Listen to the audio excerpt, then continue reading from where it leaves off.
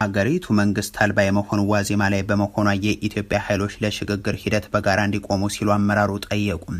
ጠቅላይ ሚኒስትሩም ፕሬዝዳንቱን መንግስታቸው ሰላምን ማስከበር እንደተሳነው አምነው ማህበረሰብን ሲያስጠነቅቁም ተሰምቷል። በአማራ ክልል የሚደረጉ ውጊያዎች ሲቀጥሉ በዘፈቀደ በተፈጸመ የከባድ መሳሪያ ድብደባም ያርሶ አደሩ የቁም ከብቶች ጭምር መገደላቸው ተነግሯል።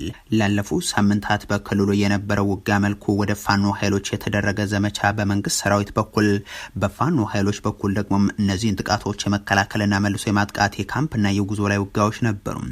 ይህ ቀጥሎ አሁንም በወሎ ቀጠናም አምባሰል በተለምዶ ቋሆ ተብሎ በሚጠራ አካባቢ በርካታ ወታደሮች እንቅስቃሴ ላይ በነበሩበት ወቅት ድንገተኛ ውጊያ ተቀስቅሶ ከፍ ያለ ሰብአዊ ጉዳት አጋጥሟል።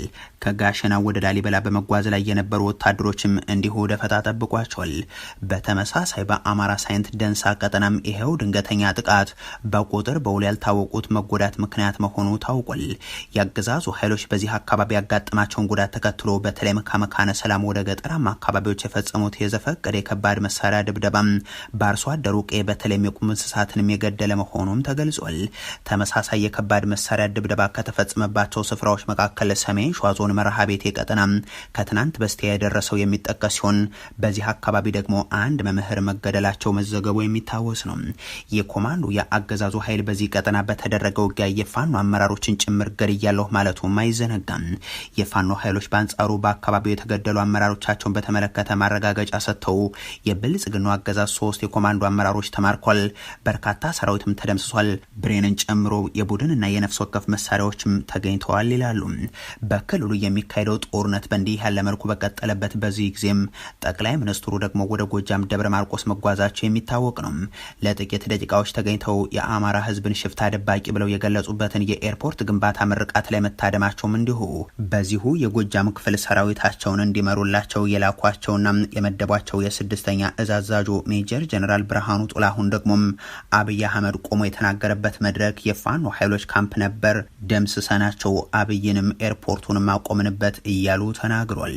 በትናንቱ የደብረ ማርቆስ ቆይታቸው ጠቅላይ ሚኒስትሩ የተለመደው ከፋፋይ ንግግራቸው እንደተጠበቀ ሆኖ ትሪሊዮኖችን ከህዝብ እየሰበሰበ ያለ መንግስት ነኝ ብሎ የሚጠራው አገዛዛቸው የዜጎችን ወጥቶ የመግባት ዋስትና መስጠት የተሳነው፣ ሰላምን ማስፈን ያቃተው፣ ዋና ዋና መንገዶችን ሳይቀር መጠበቅ የቸገረው ስለመሆኑ ግን አረጋግጠዋል።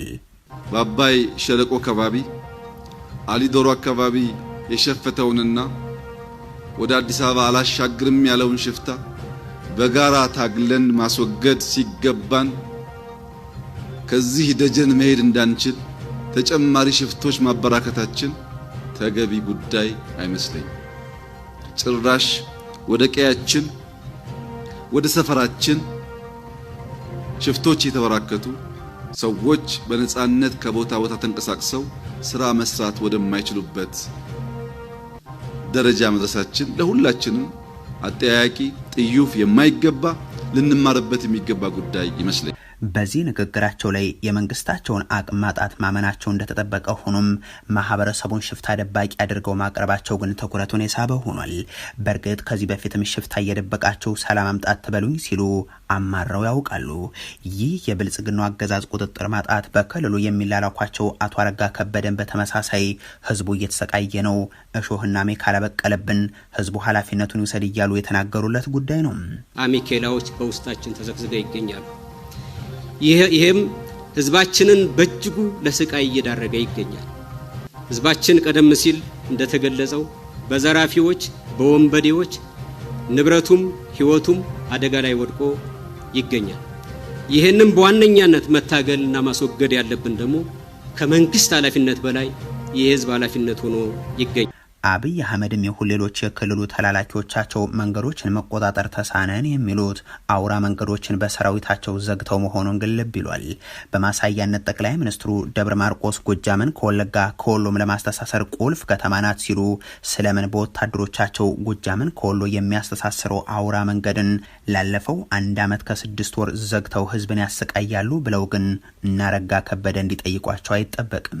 ከባህር ዳር በሞጣ ወደ አዲስ አበባ የሚወስደው መንገድንስ መንግስታቸው ለግማሽ ዓመት ዘግቶ ማህበረሰቡን ያንገላታው ለምን ይሆን በሚል አቶ ተመስገን እንዲሞግቱም የሚታሰብ አይሆንም።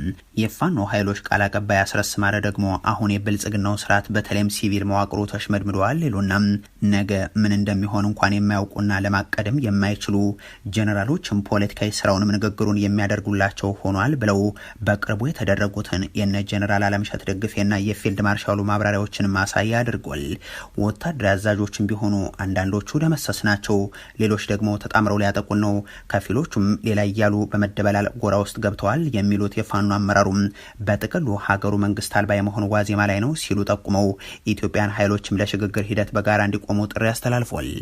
መንግስት አልባ የመሆኑ ዋዜማ ላይ ስለሆነ ሀገሩ ለሌላ የከፋ አደጋ ከመዳረጉ በፊት ሁሉም ኢትዮጵያውያን ኃይሎች ተረባርበው አገዛዝ በማስወገድ በምትኩ ሁሉም ኃይሎች የሚስማሙበት የሽግግር መንግስት ማቋቋም ግዴታ የታሪክ ግዴታችን እንደሆነ የሚያመላክት ነባራዊ ሁኔታ ላይ እንዳለን ይሰማኛል። በቀውስ ውስጥ ማቆየት አንዱን በአንድ በሌላው ኃይል ላይ ማስነሳት ነው የሚፈልገው። በዚህ ደግሞ መድኃኒቱ ምንድነው? በጋራ መነሳት ነው። ይህ ሲባል አንዳንዶቹ እንደሚሰጉት ወይ አንዳንዶቹ እንደሚሉት አንደኛው ሰቦርዲኔት እንዲሆን አይደለም። ነባራዊ ሁኔታው እሱን የሚፈቅድ አይደለም። ያለንበት ዘመንም ያንን የሚፈቅድ አይደለም። ከእኩልነት ያለፈ በጋራ ከመቆም ያለፈ ነገር እንደማያዋጣው ሁሉም ከታሪኩ በሚገባ ተረድቷል። በጋራ ያላሸነፍነው አገዛዝ ወይም ብቻችንን ያቆምነው መንግስት ዘላቂ ሰላም እንደማይሰጠን፣ ዘላቂ ረፍት እንደማይሰጠን መታወቅ አለበት። ብዝሃነት ያለበት ብዝሃነት ቋንቋ፣ እምነት፣ ብሔር፣ ሃይማኖት ያለበት ሀገር እንደሆነ ይታወቃል። በዛው ልክ ደግሞ በርከት ያሉ የፖለቲካ ፍላጎቶች እንዳሉ ይታወቃል። እነኚህ ሁሉ የሚያስተናግድ ስርዓተ መንግስት ካልተፈጠረ ኢትዮጵያ ዘላቂ ሰላም ውስጥ ልትገባ አትችልም። የአንደኛው ሰላም ብቻውን ደግሞ ዋስትና ሊሆን አይችልም። ጠቅላይ ሚኒስትሩን ጨምሮ በጥቅሉ ስርዓቱን የሚያቃዠው ነው ያሉትን ትብብርን መመስረት ለሀገራችን ቀጣይነት ወሳኝ ነው ሲሉም አንስተው ዳግም ወደ ሌላ ጦርነት ይህ አገዛዝ የሚገባ ከሆነ ግን ፍጻሜው ይሆናል ሲሉም ለኢትዮ ኒውስ ተናግሯል። ይህ ጦርነት ከተጀመረ በተባለው ልክ ከተጀመረ በጣም በአጭር ጊዜ ውስጥ በጣም በጥቂት ወራት ውስጥ የብልጽግና እድሜ ይጠናቀቃል። ከዛ በኋላ የሚመጣው ዘመን የሚሆነው ሌላ ስርዓተ መንግስት ሀገሩን የሚረከብበት እና የኢትዮጵያ ሕዝብ እፎይታም የሚረጋገጥበት ጊዜ ነው ብዬ ነው የማስበው። ህወሓት እያቃዣቸው ነው ሲሉ ምክትል ሊቀመንበሩ ገለጹ። እንደምትሉትም ህወሓት ባዶ ቀፎ ከሆነም ከሌለም በየመድረኩ ስለምን ስለሱ ትናገራላችሁ ሲሉም ጠይቋል። ከፌደራል መንግስቱ ጋር የፕሪቶሪያው ስምምነት ተፈራራሚ የሆነው ህወሓትን የተመለከተው የፕሮፓጋንዳ ዘመቻም ከ4 ኪሎ በስፋት የሚስተጋባ ወቅታዊ ጉዳይ መሆኑ የሚታወቅ ነው። አብይ አናውቆም ሲሉት የነበረው ይህ ድርጅት ከሰሞኑ ደግሞ በፓርላማ ባንድ በኩል ቀልብ ከገዛ እያሉ ሲገልጹት፣ በሌላ በኩል ደግሞ ድልና ህወሓት አራምባና ቆቦ እያሉ ሲያብራሩለት እንደነበር የሚታወስ ነው። በፍጹም አትጠብቁ። ድልና ቲፒኤልኤፍ አራምባና ቆቦ ናቸው። አትጠብቁ። ለምን መሰላችሁ? የሚያሳየው ነገር ኒው ብለድ፣ ኒው ቶት፣ ኒው ዳይሬክሽን የማይቀበል ፎርስ በነበረው ነገር የትም አይደርስም። እሳቸው ብቻ ሳይሆኑ አብዛኞቹ የብልጽግና ሹማምንትም ይህንን በንፋስ ላይ የተበተነ ዱቄት ነው ይሉት የነበረን አካል በተመለከተ የንግግሮቻቸው ሁሉ ማሟሻ አድርገው ሲጠቀሙት ይሰማሉ። አዲስ አበባ የሚገኙት የቀድሞ የህወሓትም የትግራይ አመራሮችም ድርጅቱንና የቀድሞ ጓዶቻቸውን ማውገዝ፣ ከህዝብ ተነጥለዋል፣ ወድቀዋል፣ ወዘተ እያሉ ለአብይ ሚዲያዎች ቃለ ምልልስ መስጠትም ፋሽን ይመስላል። ያገዛዙ ልሳናትም ይህንን ድርጅት በዘንዶም በጭራቅም እየመሰሉ አብቅቶለታል፣ ከህዝብ ተነጥሏል፣ ወዘተ የሚለው ማብራሪያም የሰርክ ተግባራቸው ከሆነ ሰነባብቷል። ከዚህ ጋር በተያያዘም የህወሓት ምክትል ሊቀመንበር አቶ አማኑኤል አሰፋም የኢትዮጵያ መንግስት በድርጅቱ ላይ እያካሄደ ነው ያሉትን የሚዲያና የፖለቲካ ዘመቻ ተከትሎ ያቃዣቸዋል ብለዋል።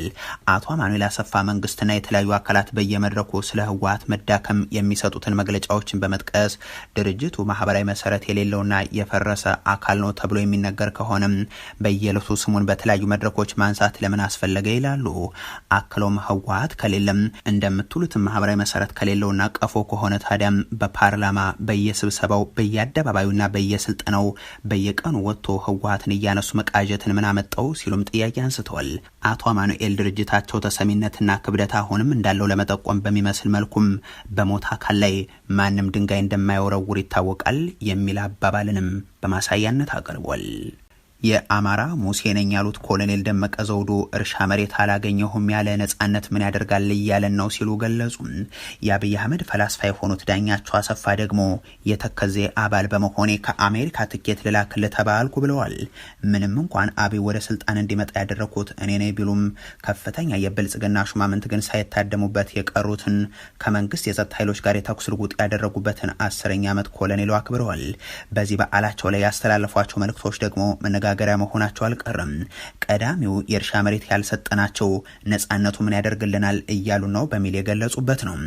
የእርሻ መሬት ባለማግኘቱ ነጻነቱ እኛ ለኛ ምን አገኘን የሚልበት አንዳንዱ ሰው እንደ መሬት እኮ ምን ያደርጋል በመጀመሪያ ነጻ ከሁሉም በላይ መነጋገሪያ የሆኑ መልእክታቸው ግን እኔ የአማራ ሙሴ ነኝ ሲሉ የገለጹበት ነው። እኔ የብልጽግና ሹም ራሳቸውን ከእስራኤላውያን ነጻ አውጪዎች ከሙሴና ከዳዊት ጋር በማነጻጸር ነው ራሳቸውን ፈጣሪ የአማራ ሙሴ እንዳደረጋቸው ያነሱት። ስለከፈሉት ባህር ስለጣሉት ጎልያድ ባያብራሩም ለአብይ መምጣት መነሻ መሆናቸውን እያነሱ ግን አቅርበዋል። እስራኤላውያን ከሲና በረሃ ሲወጡ ነጻ ሲወጡ ሙሴ ሰጣቸው። ከጎልያድ ጥቃት ነጻ ሲወጡ ዳዊት ሰጣቸው። ዛን ጊዜ ነው ደግሞ ያንን ችግር ህወሓት በጣም እዚያ ውስጥ አጣብቂ ውስጥ ሲደርስ ደግሞ እኔ ተገኘሁ። ብዙ ህዝብ ደግሞ ከኔ ጋር ተሰለፈ። እነዚያ ሰዎች ዳዊትም ተባለ ሙሴም ተባለ በኋላቸው ተከታይ ብዙ ነው። እድል ሆኖ ግን እነሱ ለታሪኩ አድለዋል።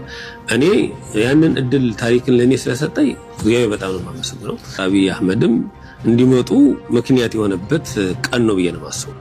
ኮሎኔሉ የአማራ ሙሴ መሆናቸውን እየተናገሩ የአማራ ፋኖን ደግሞ በባንዳነት ሲፈርጁ ግን ይታወቃሉ።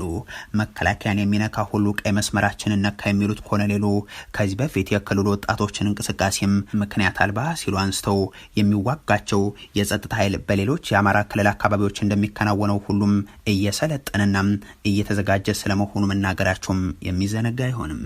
ይህ የሚሰለጥነው ኃይል የተከዜ ዘብ የሚሰኝ ሲሆን አብይ ሆይ አማራንም ኦሮሚያንም እኩል በድሮን በመደብደብ ፍትሃዊ ነህ በሚል ንግግራቸው የሚታወቁት የቤተ መንግስቱ ፈላስፋ ዳኛቸው አሰፋም የዚህ ታጣቂ ኃይል አባል እንደሆኑ ይታወቃል። ያለን መንግስት አሁን ከብሔሮቹ ኦቶኖመስ ሪሌቲቭ ኦቶኖሚ ለዚህም ነው ኦሮሚያ በድሮን ይደበድባል፣ አማራ ክልል ይደበድባል።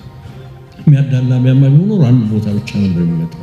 አሁን ደግሞ ሁመራ ላይ ባደረጉት ንግግርም የዚህ ታጣቂ ኃይል አባል በመሆኔ ያልመጣልኝ እድል የለም፣ ከአሜሪካ ሳይቀር ትኬት እንላክልህና ጎብኘን አሉኝ እያሉ ሲያብራሩ ተሰምተዋል። የተከዜ አባል ነኝ ብዬ ስላል ብዙ በር እንደተከፈተልኝ ነኝ የማውቀው።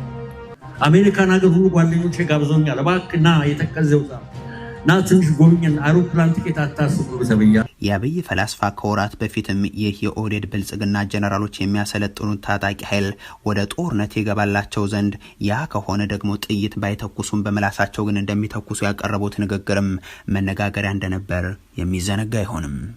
የተከዜ ዘብ አባል ብዬ ከተናገርኩ ቆይቻለሁ። ለወዳጅ ለጠላት አሁን እናንተ ጋር መጥቼ ከተዋወቅኩ በኋላ እንለቀዋለን። የተከዜ ዘብ እርግጠኛ መሆኑ ምናልባት ተራራውን ወጥቼ ወርጄ አልተኩስ ይሆናል፣ ግን የሐሳብ ተኩስ ከጀርባችሁ እንደማቀርብ ነገራችኋል።